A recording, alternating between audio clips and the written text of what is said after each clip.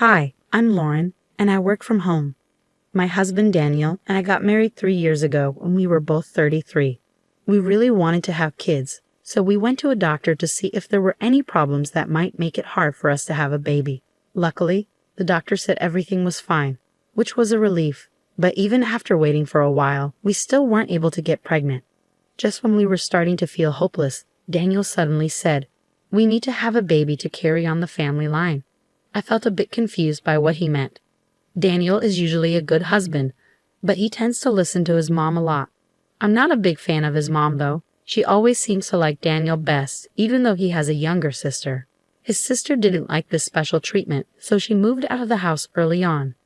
Daniel's job involves moving around a lot, but when we got married, he was working close to his parents' house.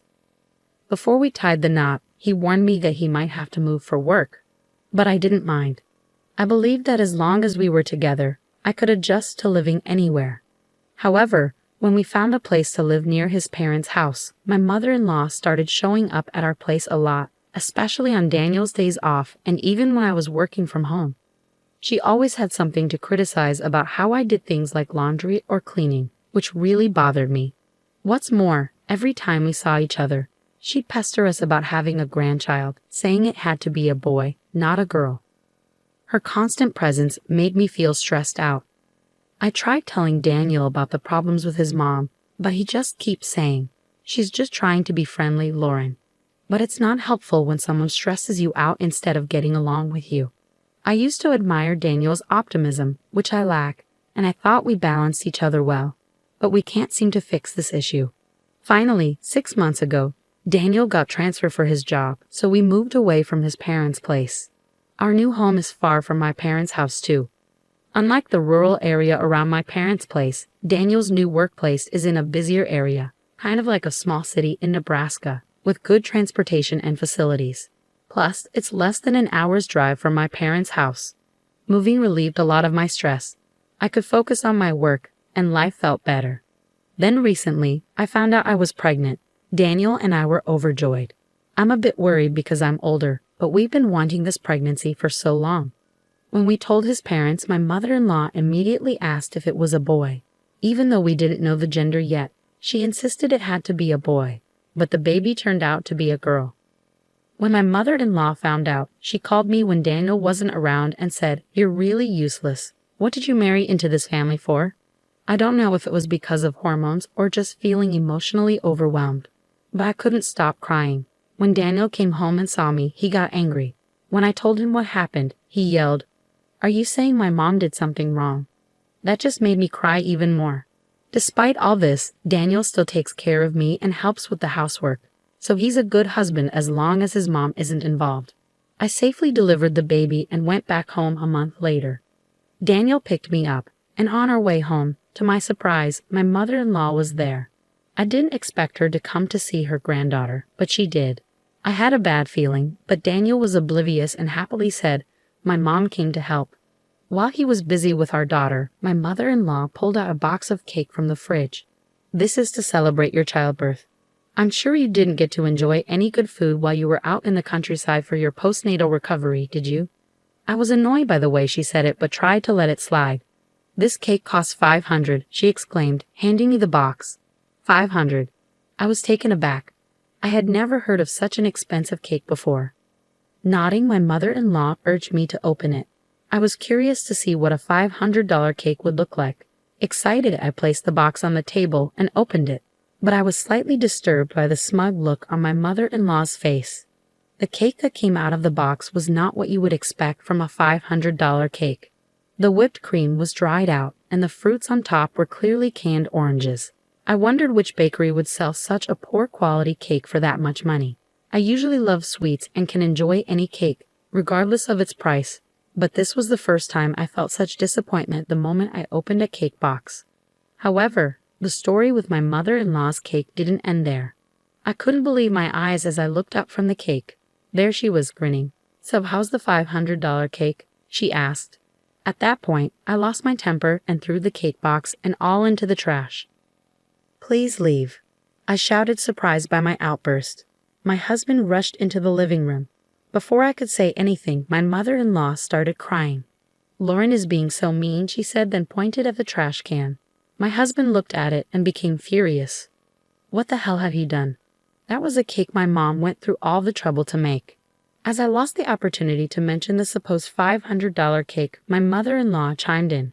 Yes, that's right. I made that cake for you, so it's worth $500. Ah, so that's what it was.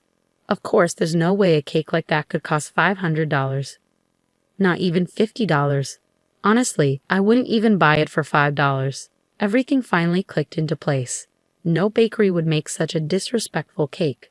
As I was trying to process it all, my husband yelled, "Lauren, apologize to Mom." It seemed like he always took my mother-in-law's side, no matter what. I stood there in shock, but then I heard our daughter crying, so I rushed to her. There was some noise from the other side of the door, but right then, my priority was comforting my daughter. After I finally got her settled down and returned to the living room, I found a note saying they had gone out to eat and that I should think about what I'd done. I was stunned. I wondered if I could stay living here with my husband, but I didn't know if it would be right to go crying to my parents. But I had nowhere else to go. While I was pondering this, I glanced at the trash can where I'd thrown the cake. It was still there, untouched. On a whim, I decided to take a picture of it.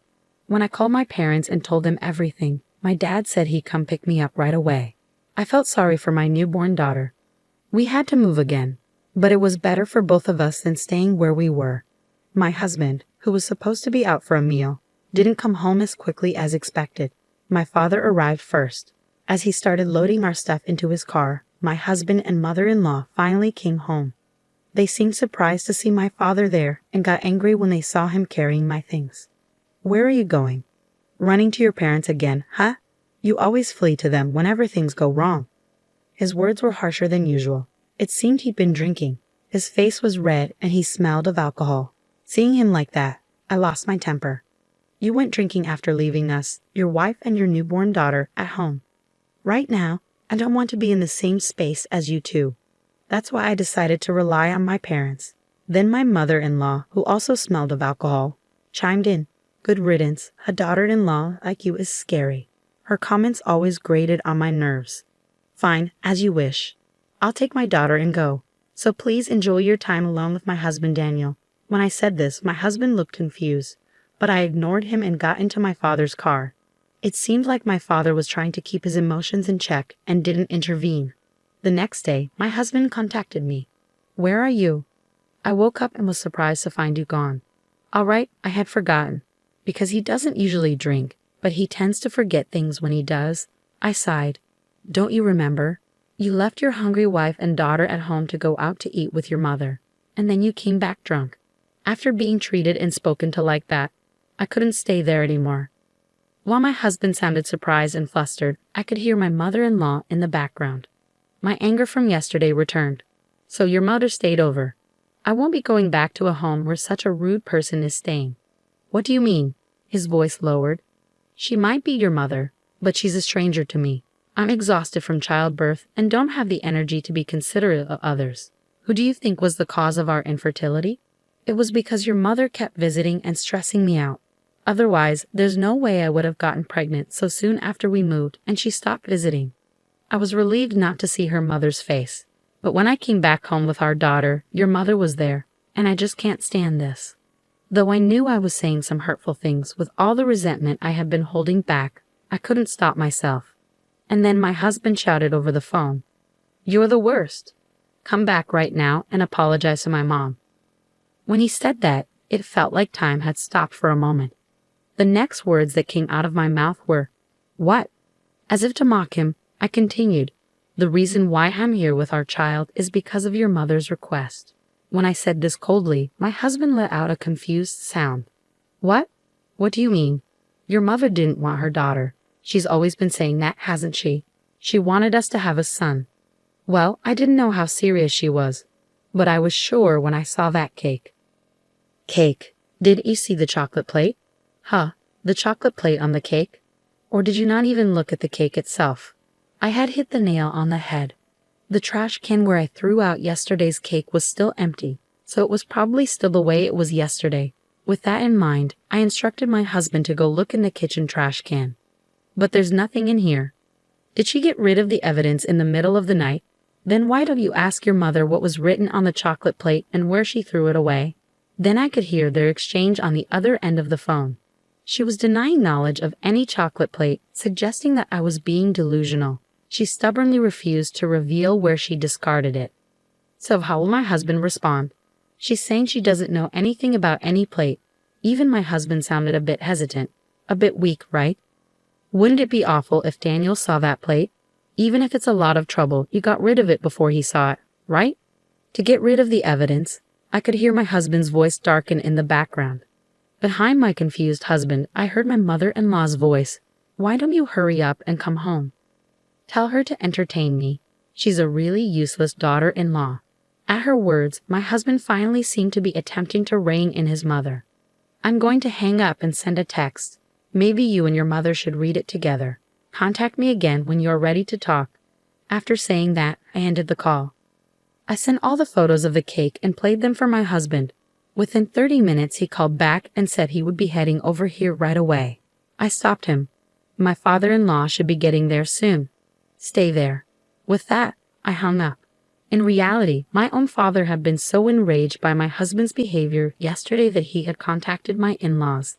He had reported everything to my father-in-law.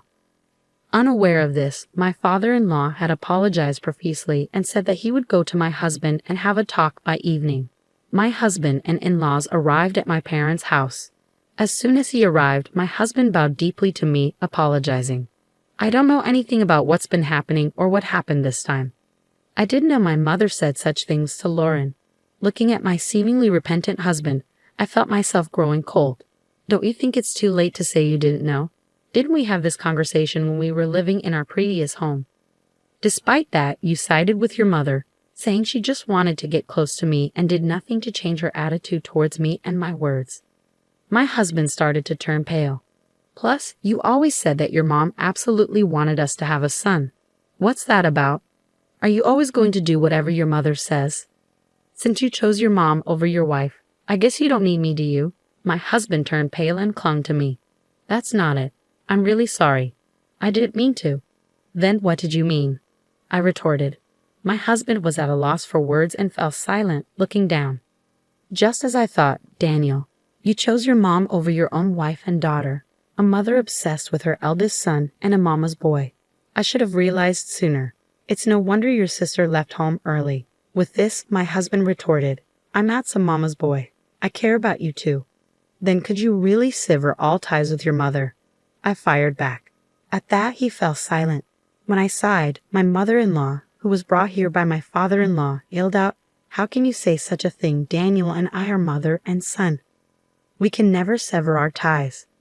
His father tried to calm her down, but she just wouldn't stop. To be frank, I never really liked you. I wanted a younger wife for Daniel, really. In that case, I'll be straightforward with you right now.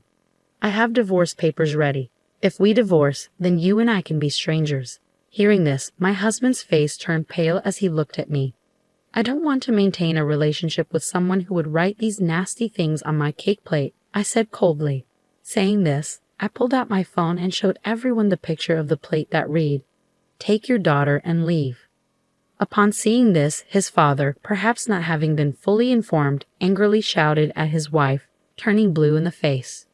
What you did to your own daughter, you did it against her daughter-in-law. I was shocked to hear this. Apparently, his mother had once served a birthday cake to her daughter with the words, I don't need a daughter, written on it, leading to their estrangement. Just how much she must hate women. Perhaps she thought she could get more attention by excluding the women close to her. Indeed, her son, Daniel, was acting just as she expected. When I handed my husband the divorce papers, he started making excuses. We just had a child. We shouldn't be getting a divorce. My mom just went a little too far this time. She was just jealous of you. Try to understand. Is that what you came here to say? I thought for sure you were going to tell me you were severing ties with your mother and coming back home. I'm never returning to that house. Then my father-in-law, who had been silent and pale-faced, spoke up. Daniel, sign the divorce papers. I'm done with this family. When I get home, I'm divorcing your mother too. What? His mother spun around at these unexpected words. I've thought about it a few times before. But I thought it was too late for a divorce and that I just needed to be patient. But now that I see you doing the same thing to another woman, I've reached my limit.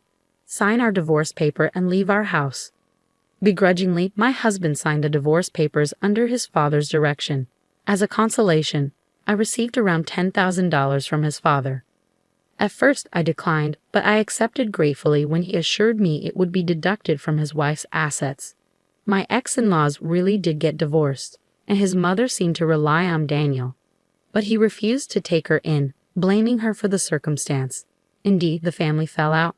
His mother, who hadn't worked since they got married, lost all the money she received in the property division after investing it all in cryptocurrency, which someone had recommended to her as an easy way to make money. I received child support from Daniel every month, and now I'm raising our daughter with the help of my parents. I'm so happy to see our daughter growing up and doing great.